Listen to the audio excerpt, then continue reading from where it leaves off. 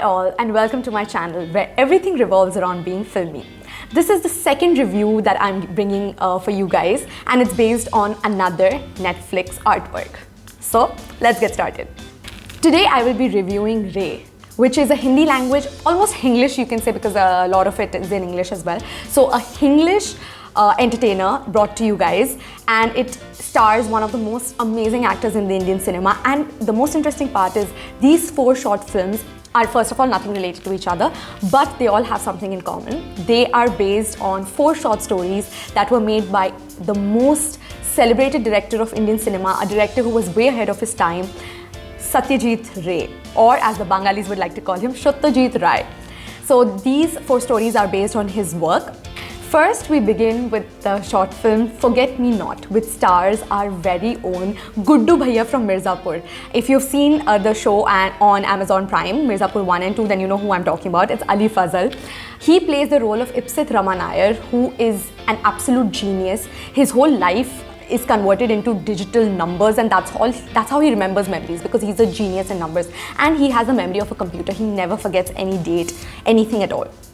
How he sprints in his life towards success, how he holds on to that success, and how he's I don't think confident, but like borderline pompous, and how everybody around him feeds his ego.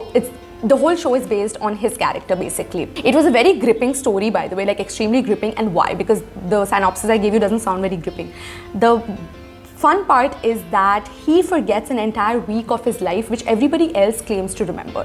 He just cannot place where he was, what he did, with whom he was. He refuses to recognize the people who claim to have met him during that week. So a computer whiz, a genius who always remembers everything, forgets an entire week of his life. Isn't that exciting? So this is why this was a very gripping tale. It was a very intense tale. This series is based on Satyajit Ray's short film titled Bipin Chaudhary's Smriti Bhram. Smriti Bhram means lapse of memory. Shweta Basu and Anandita Bose play very integral supporting characters in this film, so make sure you keep an eye out for them. What is interesting about the film is that it's like a moral story for adults. That's what I felt, because when we come to know we are strong in a certain trait of ours, we eventually believe that we can be invincible, like who can beat us, who can be better than us, and that is what this tale is trying to tell us. So I'm just letting you know. It's like a moral story, and I found it rather gripping. I was hooked onto it for the entire hour. I wanted to know what exactly happens, how things happen, and it's quite an interesting tale. I wouldn't call it wow, but it's definitely a good story, so make sure you watch it. Next, we have Bahrupiya, which is taken from the original short story titled Bahrupi, which means an imposter, or someone trying to be someone else, someone trying to take somebody else's identity. To be honest, when I saw the trailer, I had the most expectations from this particular short film, because it had none other than Kay Kay Menon, who is an amazing actor himself. He is known to play such intense roles with perfection and with ease. So I had my most bets placed on this film, that this is going to be the best out of 4. But I can start off by saying that I was not mighty impressed. Don't get me wrong, his acting was amazing. I just felt like somewhere in the direction and the storyline, probably it could be better. But the story was trying to be as true as possible to the original, so again, I can't complain there. The story revolves around this timid, low self-esteem man called Indrashish, who is extremely angry with all the gods possible on planet Earth, because he feels everybody in his life has wronged him. His girlfriend, his boss, his owner, because he's a tenant of a house, so his owner, everybody is just being extremely wrong and extremely unfair to him. Then he realizes that his grandmom, whom he loved the most, passes away, and she leaves behind as her legacy a prosthetic makeup set, because she was a prosthetic makeup artist. Now, how he uses the legacy left behind his grandma to sort of face other people, the people who have wronged him, how he faces them, how he plans to avenge them, is what this whole series is about. Don't worry, I'm not giving you any spoilers. You'll come to know that from the beginning itself, so not a problem there. The whole show revolves around how sometimes when we have low self-esteem and low self-confidence, we look up to people and we want the qualities that they have. We desire to have the qualities they have, but we feel we are not capable enough. So we need to become someone else to imbibe those qualities. Or do we sometimes just want to be a different person to show our real, true inner self, which might not be the best qualities we have? Sounded quite deep, right? Yeah, this story is quite deep as well. So I was just giving you a gist of that, and I hope I made sense there. Think about it in your spare time. Replay the deep talks that I just gave you, and then you can figure out what I was talking about.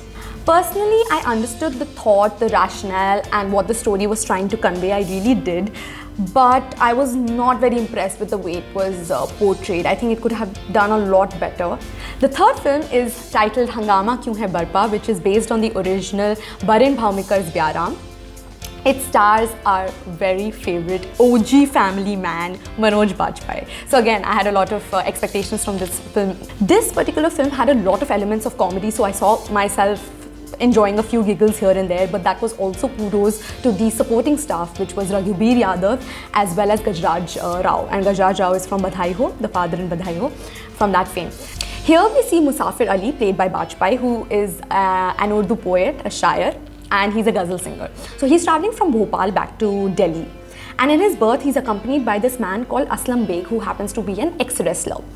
Now the thing is, they both are having conversations, and it's the whole movie is about the conversations and the relationship that they both share.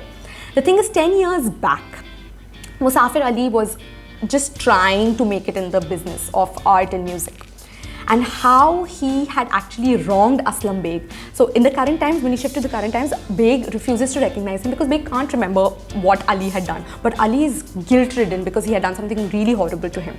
An interesting topic that this series talks about and addresses is the issue of kleptomania, which is described as the constant desire to steal, and it's not because you have any profits that you want from it, and you don't face any guilt or any remorse for doing. You just want to take it, you take it. So again, overall, this series is addressing another human flaw. I mean, as far as we see the series, we're all talking about the human flaws and how what results eventually when you either treat the flaws or don't treat the flaws. So in this story, there are a lot of positive aspects, and I really liked it. It was very simple, very sweet, but again, there was no oomph for me. There was no X factor. The last film in this series is titled Spotlight, which is taken from the original story titled Spotlight as well, and it stars Harshvarrdhan Kapoor.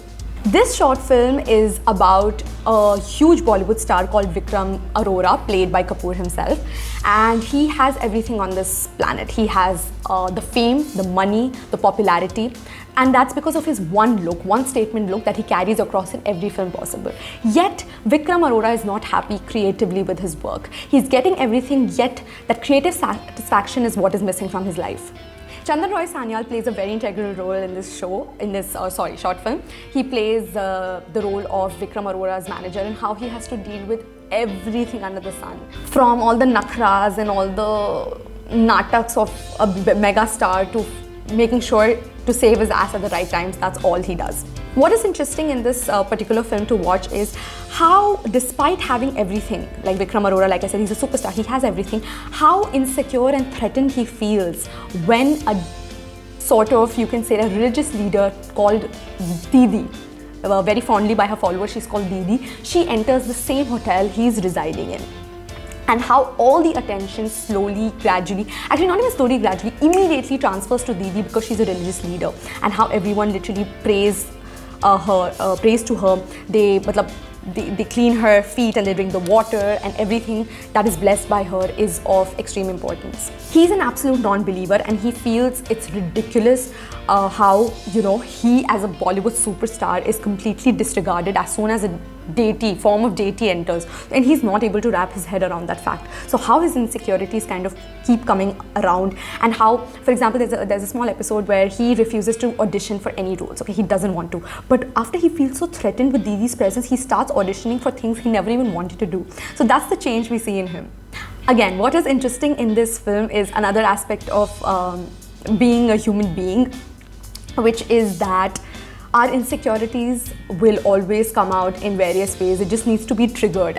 This film was quite Bollywoodish in comparison to the other stories that I talked to you about. Call it, because even the way it's been shot and the way Harshvarrdhan has acted is very Bollywoodish. But again, that was the whole story. It was about a Bollywood actor. So for that, Harshvarrdhan Kapoor has done a fabulous job. And you will also see, and also when you see the cast and crew of the film, you know who is also featuring in this. But Radhika Madan plays a very special role in this film, and you should watch out for her performance. She's done a fab job. So in general, I felt like this film seemed a little more on the very entertaining and masala side in comparison to others. Also, maybe because in my head also Harshvarrdhan Kapoor, I don't know if he's really established himself yet in Bollywood. And in comparison to the other three leads, when you see Kay Kay Menon, Manoj, Bajpayee and Ali Fazal, they have pretty much shown their mettle. They've proven their mettle in every show and every series they've done, every movie they have done. So I felt like somewhere I think I saw myself comparing Harshvarrdhan to them, but then I kind of thought to myself for like 2 minutes, I'm like, no, Harshvarrdhan is new, he comes from a different background altogether, so let's just give him credit for the good work he's doing, and I think he's done a very good work. So all in all, I think these 4 short films were quite interesting to watch. There was a story you can take from each film, but I'm not sure if it was for every set or every type of audience. Overall, I think it was a very great attempt by Sayantan Mukherjee, who has created all these 4 short films, and to take inspiration from the classics, from something that is already perfect, that's already etched in the memories of many people from the previous generation. So I think it takes a lot of guts to do that, and to even adapt it to modern standards and to adapt it in a way that adults understand. When we see the trailer itself, we can see that it's going to be an intense series. It's not going to be one of those light-hearted films that you can just watch to, you know, just say, we say it in Hindi, like for time pass. It's not one of those. Also, it's a film that aspires to awaken the humanity in you, to awaken yourself towards your qualities and your personality. So I think in that way, it did a very decent job, it did a good job. However, if you're looking for something entertaining and something to, I don't know, like I said, just to pass time, just to be entertained, I don't think this is the series for you. I believe it's catering to society who wants to sit down and watch something sophisticated, watch something classy, and probably have something to talk about. I think there are some people who watch cinema to be able to discuss it later, to be able to discuss the storyline, to be able to discuss the references, the metaphors in it. So I think for those kind of people, this show is going to be quite a success. Anyway, that's all from me for today. Keep an eye out for my upcoming reviews. Do like, share and subscribe to my channel, and leave in the comments if you feel like you want to see something else, or you want anything basically, anything under the sun that you think of, you can comment in the comments below. फिलहाल हम चलते हैं.